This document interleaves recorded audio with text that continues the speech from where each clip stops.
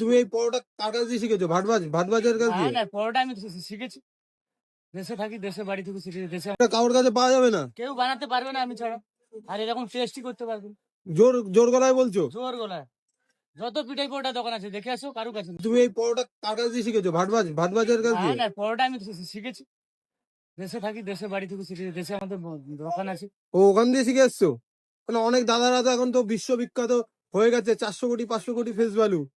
ওরা হ্যাঁ, হোক না, ওরা তার দেখে নাকি সবাই পরোটার দোকান খোলে, পেটাই পরোটা। দেখেছো এইরকম পরোটা কে খাওয়াবে? পুরো তুলোর মতো নরম। তুলোর মতো নরম আর কড়া ভাজা। হ্যাঁ, একদম নরম। ভাই ভাটবাজ কাকা আর ভাটবাজ দাদা, তুমি যাই হোক না কেন, তোমার দেখে কেউ শেখে না।